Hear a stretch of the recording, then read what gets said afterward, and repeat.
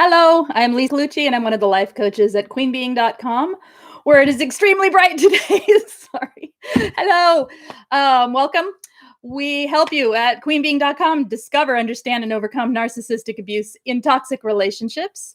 And I try to go live 3 to 4 times a week and offer support free here live, anything that's needed regarding narcissistic abuse or anything you've survived as a survivor and what you're going through, anything like that. So anyway, hello, Shastina at Web Education.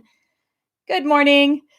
So today I'm going to do a little brainstorming, troubleshooting, talking about narcissistic abuse in general and what it's like as a survivor, so that I can take some of this information, if I can get the lighting right. There we go. Oh, let me try this. Okay, we're going to do this right. We're going to do this right. This is take 1. Okay. Just going to leave it. Okay. Anyway, so I can take some of this and make a shorter video out of it so that we have something to offer friends and family if somebody wants to show someone a video on what it's like to live with narcissistic abuse and what it's like as a survivor and what we're going through, because people have a really hard time explaining to friends and family what it is they've lived with, what it is they're actually living with, what they are going through after when there's no contact, all of that. So as much information as we can all get together and put our heads together and have it verbally spoken out there, and then I can do something with it later on. I'll probably do another one later if there's not enough info here or if things get left out. So here we go. Here we go. What's it like? So here, I'm going to say hi to you all first. Hi, Vicky and Mo Cowboy and Brenda Lee and Shastina and Web Education and JCat. Hello, hello. Wow, I'm yelling. Sorry. Okay. Lunch with Lise and the gang. Yay. You can't talk but listening. Okay, good. Here we go. So what would you guys add who are in chat if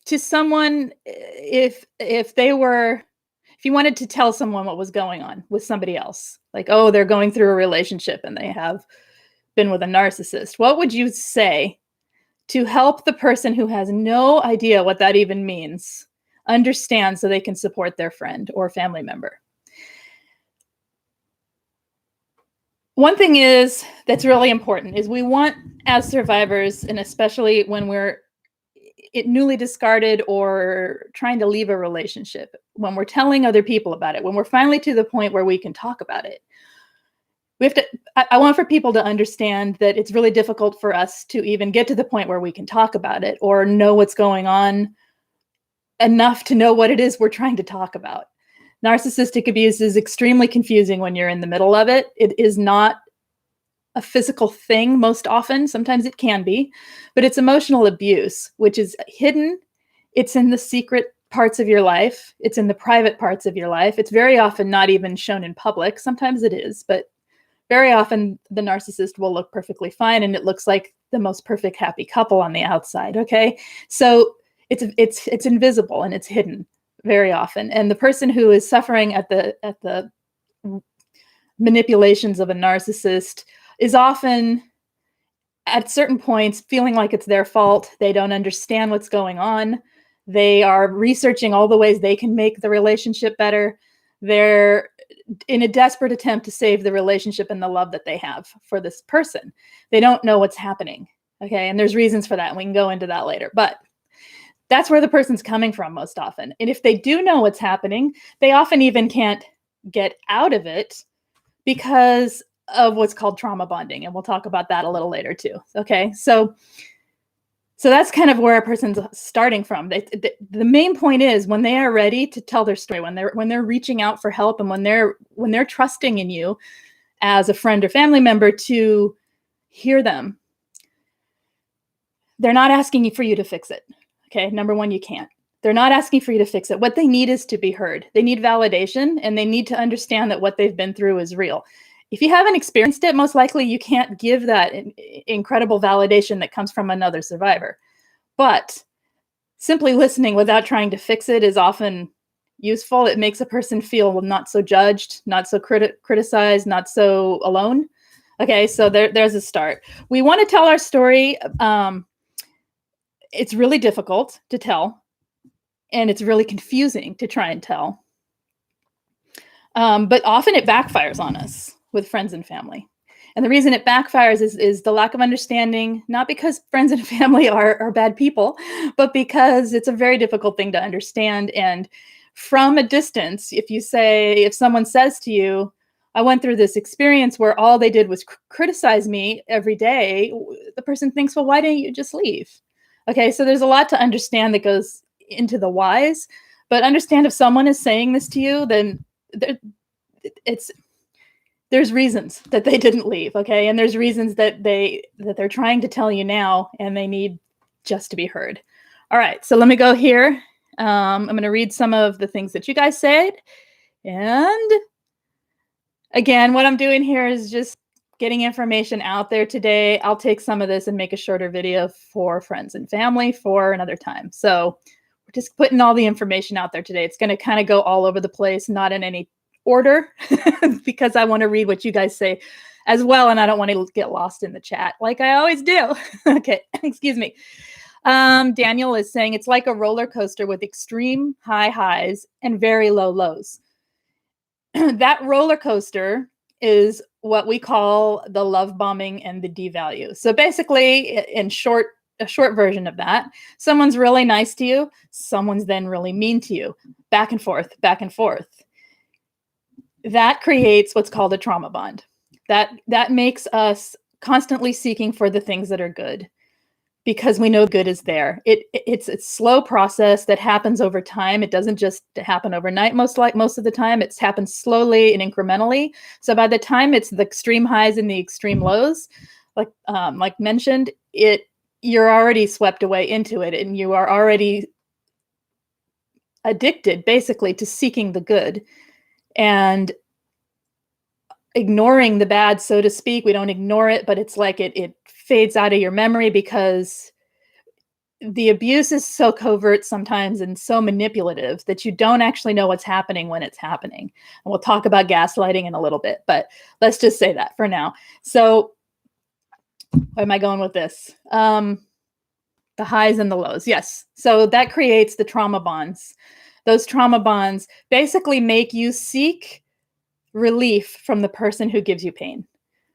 It's age old, and it's actually used as manipulation tactics intentionally, but in some ways. But in this case, it's just a pattern of how a narcissistic person basically attaches to another person. That's their attachment.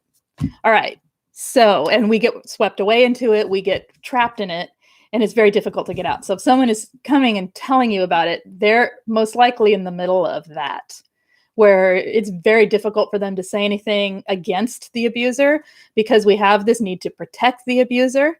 It's just part of how it is. It's because it's emotional and manipulative, it can get very twisted. So you don't know what's up and down. You don't know what's right and wrong after a while, because they take your words and they twist them constantly. So let's keep going. Okay. Web Education is saying, if someone, wait, let me see. I would ask them if someone comes to you and is telling you they don't know what's going on, that their relationship feels really confusing and the person's always mad at them, and, starts giving you indications that something is emotionally not right and abusive. This is a comment from Web Education. I would ask them if they feel alone, even though the narcissist is right there. So do they feel alone even with their partner? That's a good question to ask. It helps someone evaluate their own experience. JCat saying, I really have trouble telling anyone. I haven't found anyone who will understand. And that's exactly the point of this. And here's the thing, as survivors, so for survivors watching this, I don't think we can expect someone to understand the way we understand. I think what we can is to offer enough information so that they know how to support you, whether or not they understand. Sort of like if you you see someone crying and you don't speak their language, you still can understand how to comfort them if they give indications of what they need. If they open their arms for a hug, they need a hug, right? So if we offer enough information to people on at least how to not further create more pain for us, through the complete lack of understanding, which is totally not intentional. It's not that people are intentionally not hearing us, but also to help sort of bridge the gap so that as you seek help from people who do know what was going on, you also have support and love from people around you. So, okay. Mo Cowboy saying, I read about the effects of trauma, of emotional abuse, so they may understand. Oh, I'm sorry. Let me redo that. Read about the effects of trauma and of emotional abuse so that they may understand what the narcissistic abuse victim target is experiencing. Yes. Once you have an indication that your loved one, your friend, is involved with a narcissist, it doesn't hurt to understand and learn a little bit about it. You may not get it from a personal perspective, and it's not pretty stuff to read, but it's really can be useful to help a person at least feel understood. So, so what you can read, there are a lot of books on the effects of the effects of emotional abuse out there. I don't have a list right here. We'll get that for the actual chopped up video that is edited and put together. But there are a lot of books. I can put resources in the comments when I put it all together. And there's a lot of information on the internet. There's these videos. There's Angie's videos, of course. She has one on every topic. Just send them over there, right? And people don't want to sit and dive into something like this. So little snippets. So what I'm going to try and add to this is little bits of what each thing is: gaslighting, trauma bonding, and the effects it has on people. So it may not happen on today's, but we'll do it this week so I can pop it together in one big thing. Okay. Hello, Andy. Hi, Kaylee. Thank you for making this. I hope the 2 family members I invited to watch this. Okay, good. And again, for the family members, if they're watching live, trying to put a bunch of information out there in this. I'm going to take it and make it more concise later so that it's easier to watch and less long, because these go long. So what else, you guys? So the survivor, the person who is in a relationship with someone toxic, has a really strong need to be validated. That's the number one thing we need, is to be heard.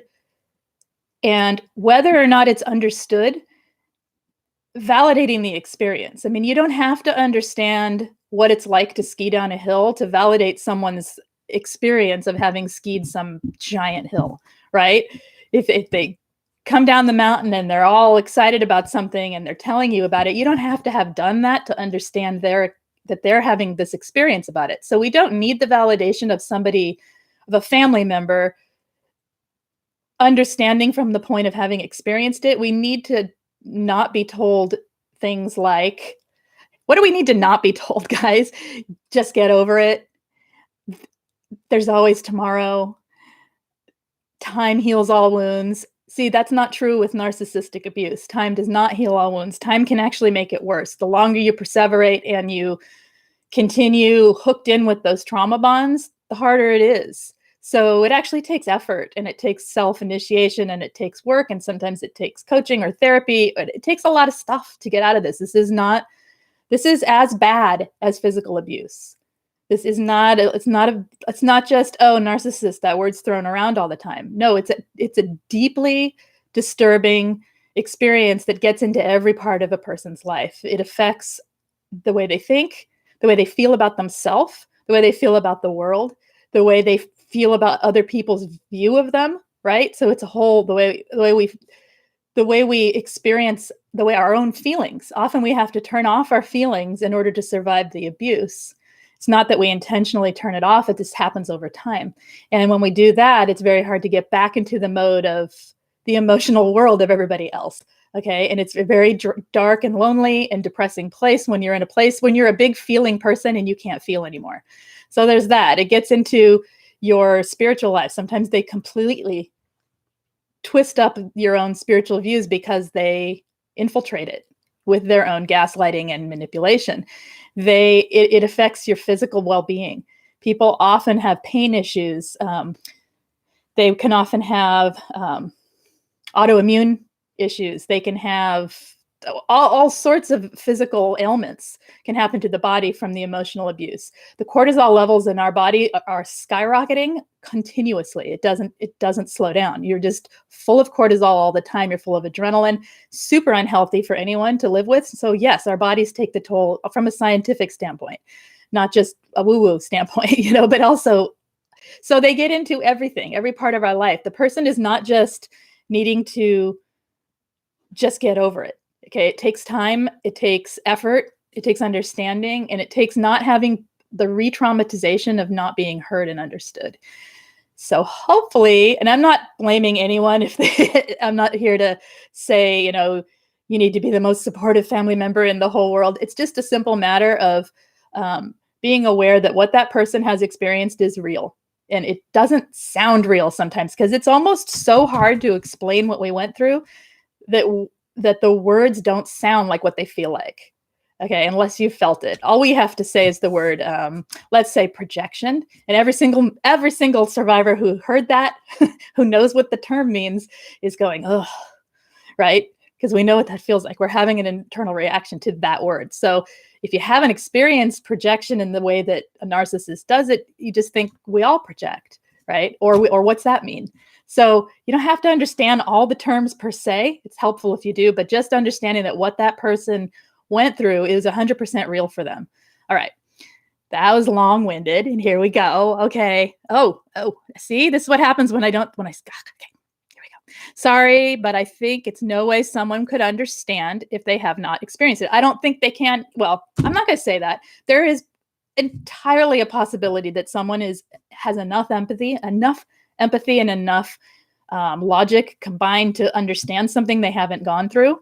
However, this isn't up to help people understand what we went through. It's to help people understand where we are right now, and to help people understand where their loved one or friend is and what they're experiencing, not necessarily to understand the whole experience itself. Does that make sense?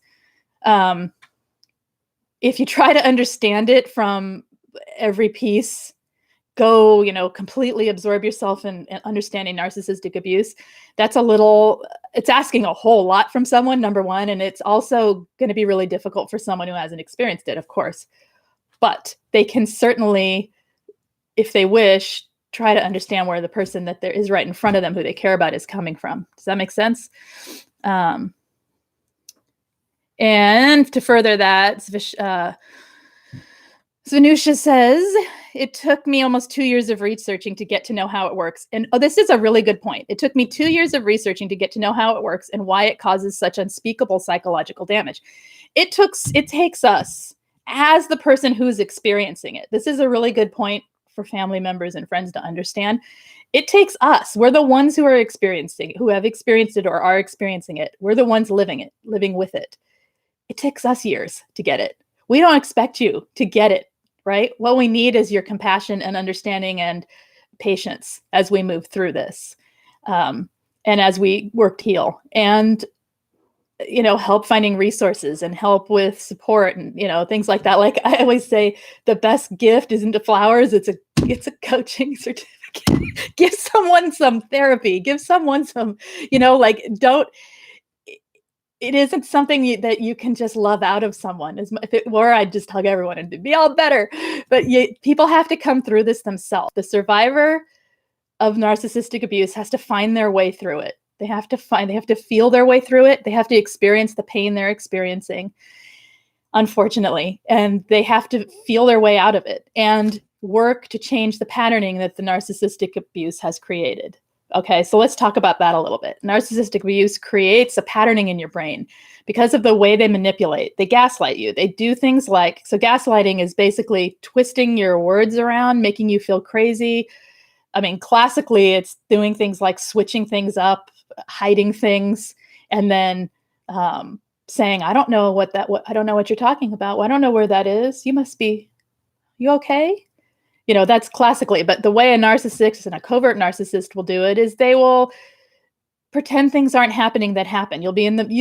So you start an argument. I don't know.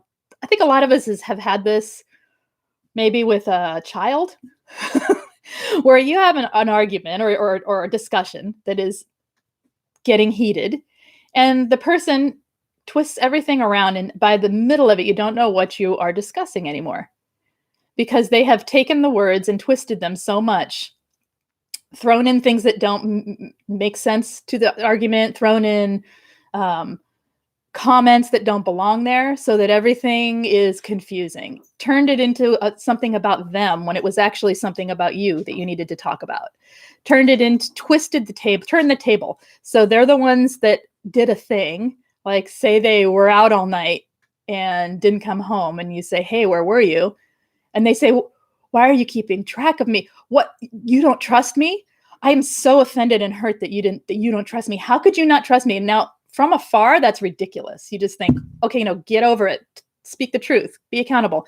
When you're in the middle of it, it happens in this incremental way, or it happens with lightning speed and you don't know what hit you. So this over and over and over again, it sets up patterning in our heads.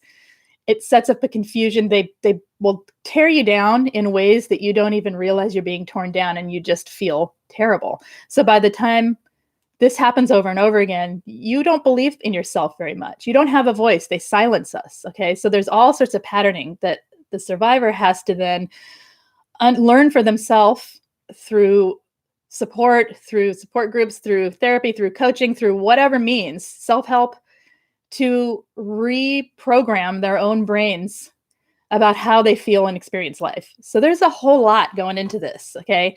And let's see. Jack says, I would totally agree. People wouldn't understand. I'm not sure they could give us anything except, this is really good too. You guys have such good things. I'm not sure they could give us anything except space for us to own it without them minimizing it. And that's kind of what I was saying before. Absolutely. The space for someone to say what they need to say and just hear them. All right. Kaylee says, are there currently any listeners who are friends or family of victims? If so, thanks for taking the time out to learn about this whole thing. Exactly. And that is lovely. We as survivors have so much gratitude for the reaching out and the kindness of our friends and family who take the time to understand, or we have appreciation and gratitude in general. We tend to be pretty gracious people who have a lot of care for other people.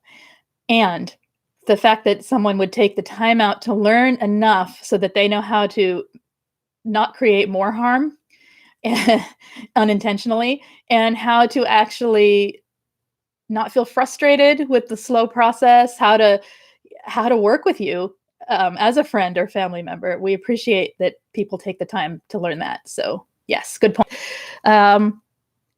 Would ask them how, Web Education says, I would ask them, how does your significant other treat you when you are sick? Do you feel less valued? Okay, that's another good point. If someone is coming to you as a friend or family member and they say, I don't know what's going on, I think I'm in an emotionally abusive relationship, asking them, what is it like when you get sick? What is it like when you feel down? What is it like when you're sad? Do you feel supported by your partner? Okay, that's a good one. Okay. Okay, another thing to never say is you're too sensitive. You're too sensitive. That's just, nope. Okay. Or just get away from the person. We know this. We do. We know in our minds. When you are trauma bonded, you don't need to understand. I mean, it's helpful to understand. So there's tons of videos on trauma bonds and what I'm going to talk about here, but in the interest of time, let's just assume you know what a trauma bond is. When you're trauma bonded, what's called cognitive dissonance starts happening. That happens pretty much to everyone can understand cognitive dissonance because we all have it. Ice cream is not good for me. I want the ice cream. That's cognitive dissonance. I want it with my emotions. I want it with my mouth. My mind says, no, I should not have that. That's a form, so understanding that this is a toxic relationship. I am so in love with this person. Go on at the same time. The good of a narcissist outweighs the bad because our tolerance is very high for other people. We're kind and compassionate, most of us. And they have created a situation where we've lost our self-worth, we've lost our self-esteem, we've lost our belief in ourselves, And so when you have that situation plus high tolerance for other people being who they are, you know what I mean? Seeing the good in people, then you've got a combination that leads to just get away not being possible. So, okay. How do you just put up with that? That's another one not to say to people. You can see what I'm saying here, that it's any judging of why we do what we do, totally understandable as a question. Why do you put up with that? I could see myself wondering that. Why you tolerate that? But what I would mean is why, what's going on with you that how can we help you not tolerate it? Right. But it's to hear, why do you tolerate that when someone's telling you things? Yes. A lot of us just want to vent and we're not ready to get out. That can be really frustrating. So survivors, if you are just wanting to vent, find a support group, a peer support group, and vent. If you're just wanting to vent, because your friends and family, that does wear them down. And it isn't, when you're going to someone who can't understand abuse, who can't understand the abuse because they haven't lived it, and who is struggling to understand and wants the best for you, right?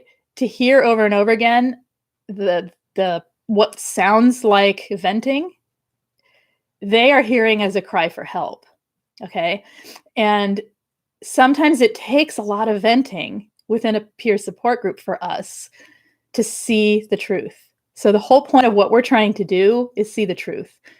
The truth is so buried under the manipulation and the twisted lies, the confusion, the projection, the gaslighting, you name it, right? All of the techniques of manipulation a narcissist has. The truth is buried within there. We are struggling to see it. So sometimes the venting is necessary, but understand as a survivor that if you keep going, friends and family members who haven't lived through it, to them, I would assume it feels like something to fix and something to say, just get away. Because at a certain point, they don't know what to do, right? There's nothing they can offer you. What we need is just to be heard. So that's a place for us to be responsible for our own healing and to go to the appropriate sources for the appropriate support we need. Understand that your friends and family that love you and want the best for you cannot always give you what you need in these situations because, and we know this, right? It's not their fault. It's not a blame on them. It's just other survivors are where the understanding and the deep validation comes from for most of us. However, we'll keep going. Okay. My best friend got on board with trying to understand what I've experienced. Whoa, it just jumped. Sorry, lost it. Oh, here we go. And he realized he's married to a disturbed abuser. Things are now changing in his relationship. That can happen. Yeah. Okay.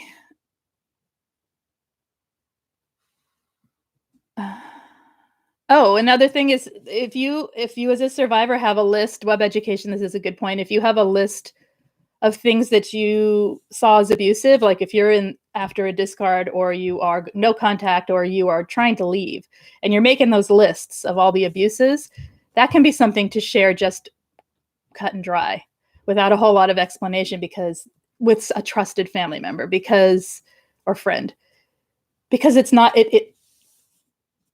it's very clear, right? It's what we're using to get ourselves out. It's very clear. Let's see. Hi, Jonna. And all the issues seem so petty when you look at them as a one-off issue. That is a super good point. The reason this is so hard to explain is you can describe a fight, an argument, a devaluing, a criticism, a situation, whatever. You can totally describe it to someone and it sounds like nothing. Okay, it's the accumulation of all of the little things that make it so toxic. Sometimes it's a big thing and you can describe it and people's jaws drop. And other times it just sounds like, that's just, everybody does that. Or that happens all the time. So basically what happens is sometimes family members and friends start making excuses for the narcissist as it's not that toxic. It's not that bad, so it can be one or the other. Just get out, or, well, everybody does that. And so you see how the invalidation can happen even when we're making it lighter than it actually is, or when we're trying to people trying to understand both points of view. A lot of people do that. They want to understand. They try to be fair, right, to both sides. Well, this isn't a situation because there aren't both sides. There is no two sides to a narcissistic relationship. There's the narcissist side, and there's the survivor swimming in a sea of it. And that's it. There is it's not a two-sided relationship. It's a very one-sided relationship. So you can't, if that's the case where it's being minimized and it's being a friend or family member is unknowingly defending the narcissist, understand that it isn't a relationship. I had someone say to me, "It takes two to tango." And I said, we weren't doing the tango. There was no tango. Okay. It was a solo dance. And I was being dragged by the hair. That's it. There was no tango. So yeah, in a healthy relationship, it takes two. It takes the input of, if it's a 50-50 give, right? Or 100-100 give, where both people are giving to the relationship. In a narcissistic abuse situation, the survivor is giving 100%, the narcissist is taking 100%. There is no giving back, not really. And everything is based on the narcissist's way that they need the world to be. So it's hard to explain in a short video, but with that situation, it does not take two to tango. There is no tango. Okay, there is no dance. There's only the narcissist standing there and getting their way. So, okay, I haven't met or spoken to anyone that knows the true meaning of narcissism. It's a mountain we climb alone. This is good too. Some people have perceptions or opinions of narcissism, but few know what it is. Professional help. Professional help is important. Having people who completely get it, who can guide you out, is, I think, the best way to achieve freedom. That's why I do it. That's why I recommend anyone go where you find the support. Go to someone that you can connect with. Okay.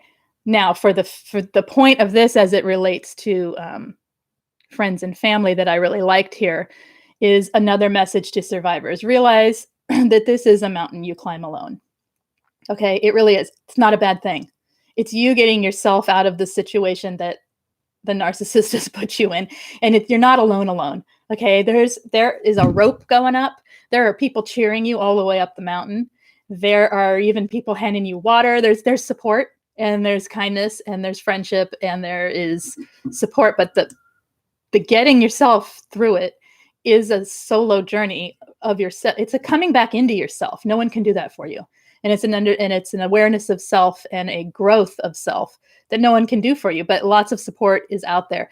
The family member can be another form of support by just simply letting you do what you need to do to get yourself through it, by being less critical and judging of the bad days, not expecting you to feel better in a week. So for family members, this can take up to a year to get from a discard to feeling more like yourself again. Not always. Sometimes it's months. Sometimes it's a few years. Okay. And if there is continuous narcissistic abuse in other areas of someone's life, it's re-triggering the abuse. So the less toxic around them, the better. The more positivity around someone, the better. But that's not Pollyanna positivity. Everything's great. It's just fabulous. It's a sunny day. Come enjoy it. No. That doesn't, it's letting a person be where they are and where they need to be, and simply loving them through it often. All right. Because again, the understanding is difficult to impossible unless you've been there. I don't think it's impossible, but I do think it's very difficult. And it requires a lot more time and energy than people have to put into it. So as a survivor, understand that most people don't have, they would have to dedicate their life to it the way we do. Think about how much time you spend watching these videos, how much time you spend reading about it, how much time you spend journaling and going to your therapist and talking about it. And, it's consuming to understand, because it's confusing, and it makes no sense to think another human being has no empathy. Just that alone takes forever to get your head around, especially if you have a high level of empathy. So expecting family members to completely understand is not the point here. It's how can they best support us, and how can they best And how can they, and what words can they use when they need a break? That's another thing. Like, what words would be a good discussion? If it's too much for them, what words can they use where you won't feel hurt by it? So it's about communication. It's about understanding. Okay. All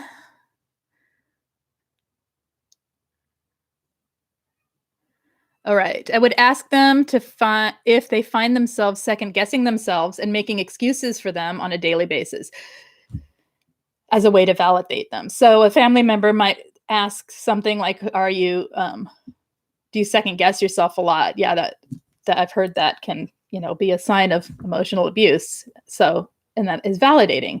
So understanding that when we're second guessing ourselves and when we're having those, that's having those types of thoughts, that is part of what happens. And just saying, "Oh yeah, I've heard that can be part of it," can be super validating, just acknowledging it. So, okay. Don't give them the flowers, give them the vase to put the flowers in, says Jack. That's right. How do you tell your adult children what you've been through without details? I think the same way that you would tell anyone. They're adults. I don't know, it would depend on their relationship with the other parent. If the other parent is the narcissist, it would depend on their relationship with the narcissist. Because alienation can happen if you push too hard. Sometimes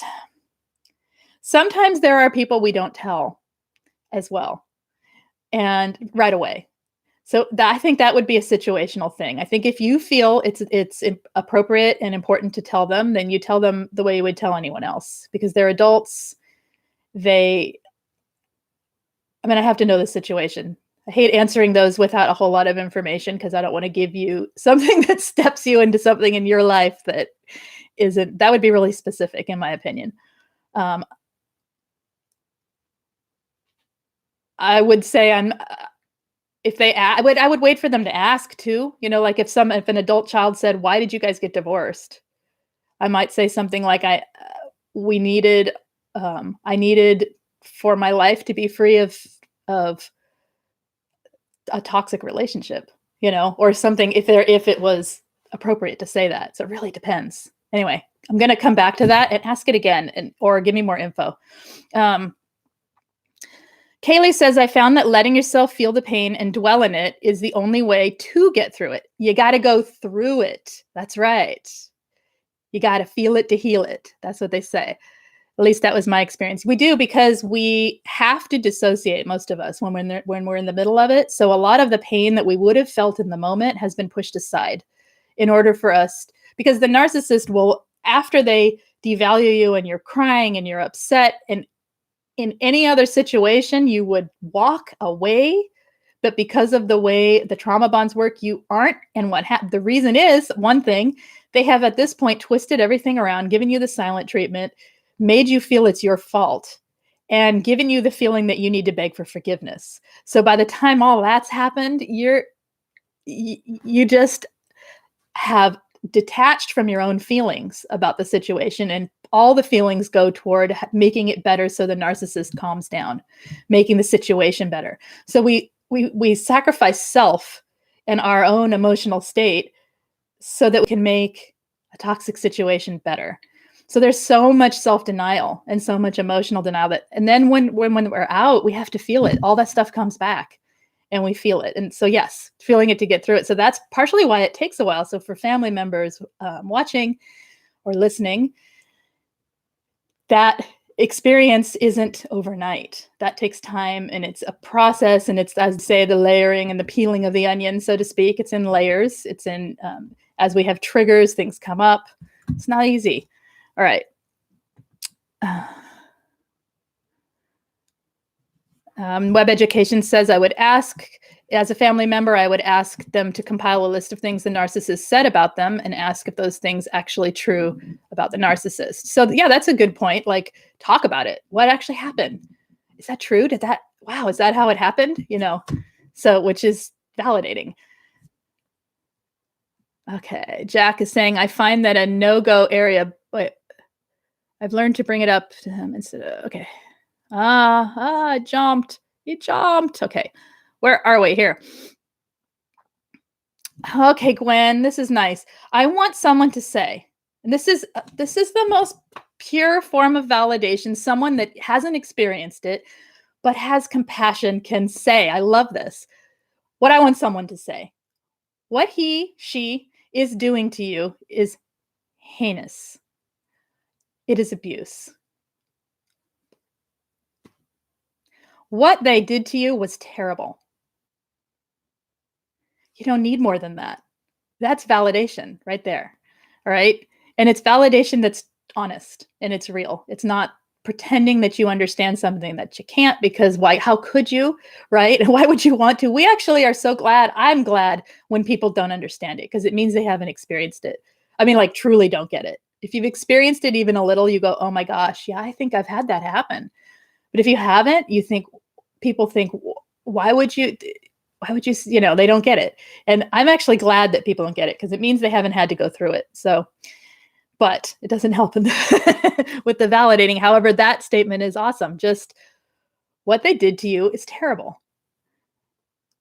Right. Right. Especially rather than why did you stay? Why do you need validation? If you're unhappy, just leave.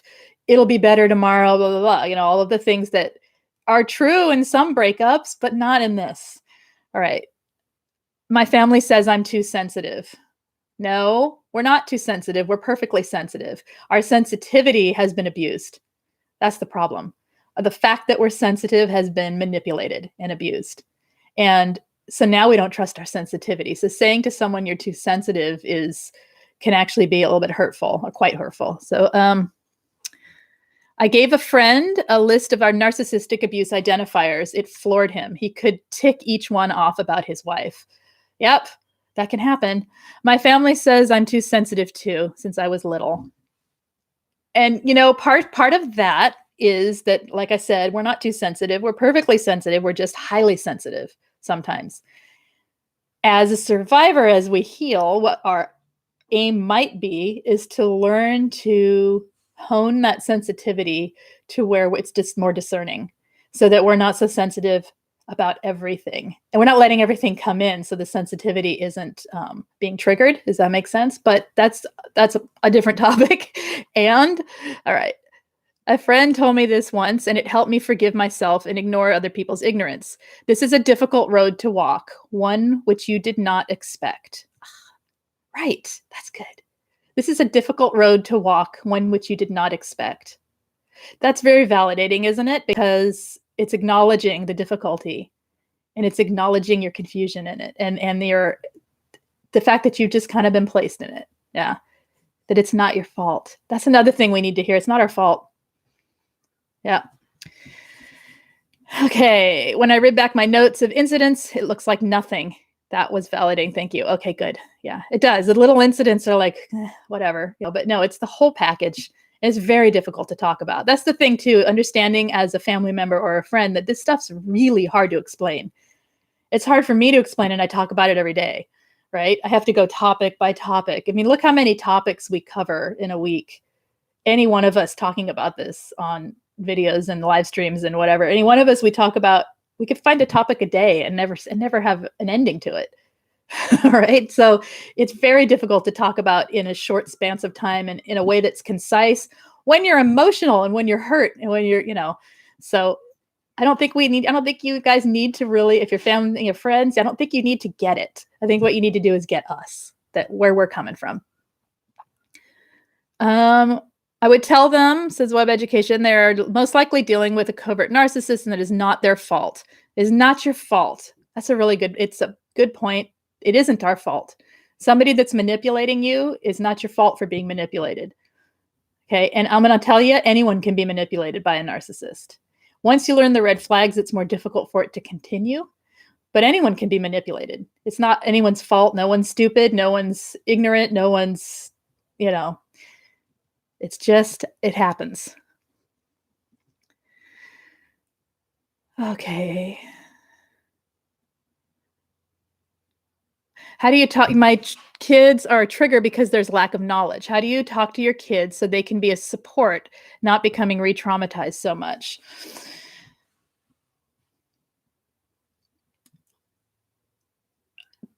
Butterfly Mama, I want to do this tomorrow. Okay. Let's talk about how to talk to children, how to talk to our adult children, or Friday, tomorrow or Friday. I have to think what I have down. Because my head is so on this other topic right now that I'm having trouble clicking over, and I'm hitting the point where I need to end anyway. So I think I like Jack's suggestion of giving the indicators of narcissistic abuse. I think it depends on the individual relationships you have with each child, and their relationship with the narcissist. So let me know let's talk about this. Please let me message me when you'll be available tomorrow or Friday to join in, and I'll get you times, because I don't know off the top of my head, but that's more, I have to think on it, and I need a little more information about how their relationship is with the narc, so as to not step you into alienation. Does that make sense? It might help if friends and families understood what types of behavior we may exhibit that is a result of our abuse. Thank you. Good point.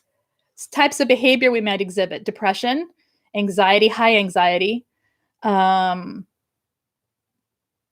need to talk a lot, a need to retreat, crying jags, crying all the time, dissociation, so where we're kind of emotionally flat. What else? Hypervigilance, where we are thinking everybody's out to get us. We think some people are out to hurt us. Self-doubt,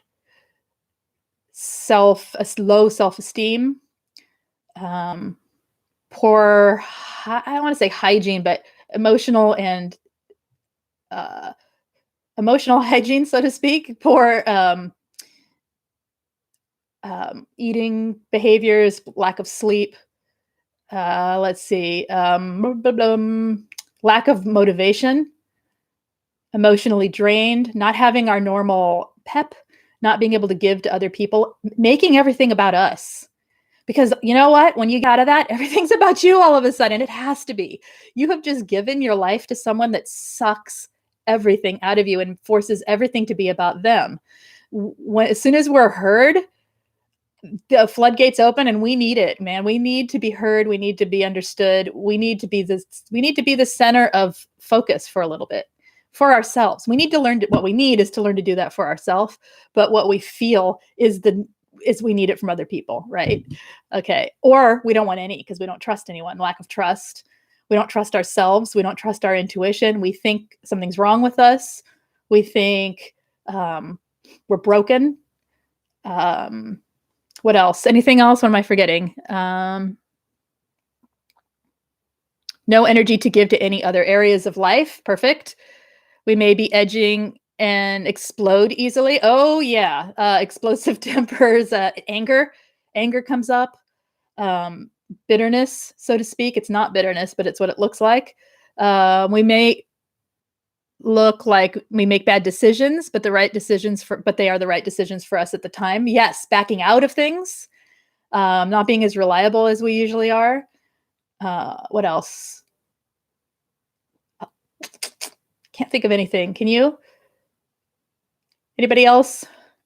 I'm sure there's more obvious ones that I'm not thinking about. Isolation. Selfish. Yeah, I kind of said that. Like, we become self-focused, and it can look like selfishness. Oh, cold and rude. Interesting. Okay. Cold and rude, maybe overly needy as well. Taking things really personally. So assumptions run high, and we take things personally sometimes, or often, that don't need to be. Stepping out of societal norms, angry, negative self-talk. Those are all good. That's what we're living with. Okay. And that's what we're experiencing within ourselves. And there's a lot more, but negative self-talk can be really hard for people who care about you too. Those kind of things. This is hard. A lot, but it's hard to look at in a few minutes. It is hard. It's hard to get it all out there. Trying to think, and I have like 3 minutes and I got to end. So Because of how drained we are, we don't have energy for anything but the silly stuff going on with us. Silly, but the silly stuff going on with us, right? We only have energy for, our focus is on healing. For most survivors, many survivors, our focus, we are driven to heal.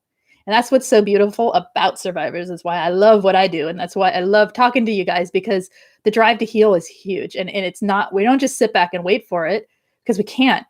We know how much time has been lost from the abuse. So yeah, all of the energy is going there. Isolation. I don't have energy for anyone right now. 2 years out. Exactly. We're learning boundaries.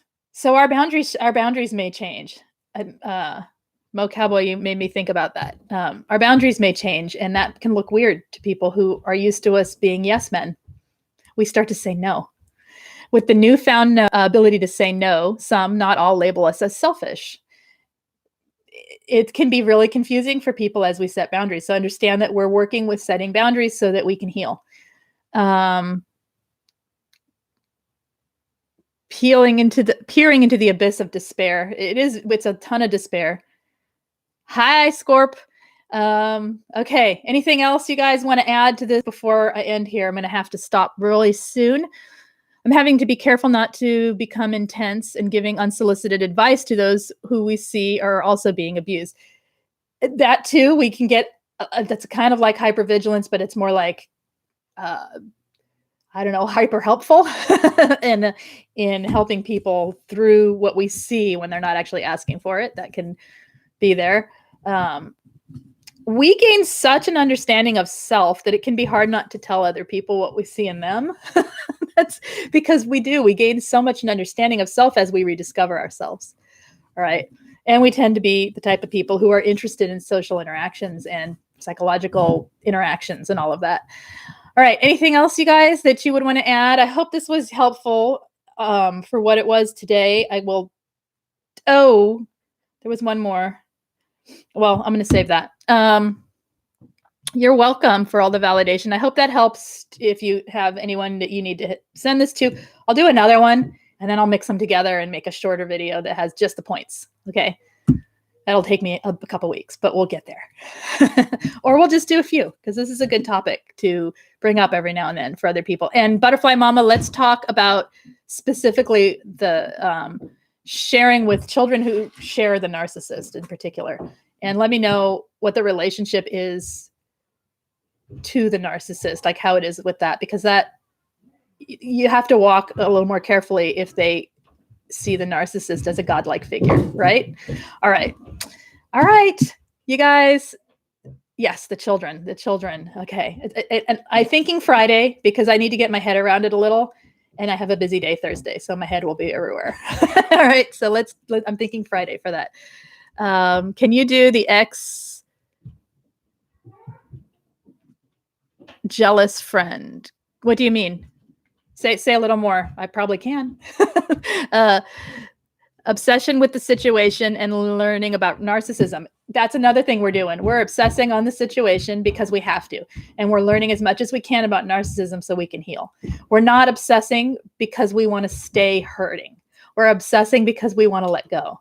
It sounds backwards, but it's the way it is. We have to have as much understanding around this confusing befuddlement of what narcissistic abuse is to feel like you have aha moments, and those don't come from reading one thing. Sometimes it comes from hearing it from the right voice. So the reason we obsess and we go video to video to video, person to person, book to book, is where we're looking for that right voice. That right voice being the one that resonates with us, the one that bursts the bubble. So sometimes it just takes that, like a specific understanding from a specific voice. That's why there's so many of us doing it, and somebody else can do this exact video and make a completely different impression on someone. So yeah, it makes a difference. And we're not obsessing because we want to stay here and we want to fixate. We're obsessing because we are trying to heal. So, excuse me. Yeah. Okay. You're welcome. And I'm not going to say more on that because from a coaching standpoint, I would probably tell people to stop obsessing. but not in those words. I would say, let's get the focus on you. But that's a different point. I'm not a family member. I'm trained at doing this. Totally different. All right. Understanding that we're doing what's best for us. We're doing what we need to do. And if we're not, sometimes people aren't. Sometimes people are just stuck. And what they need is, hey, you know what? I saw this person who made a video, go listen. Or what they need is, you know what? I don't know how to help you. Let's find you some professional help that actually specifically deals with the situation you're in. Or sometimes they just need you to say, I don't know how to help you and I love you. Okay. I love you. I don't know how to help you. You can say whatever you need. It's fine. I'm here to listen.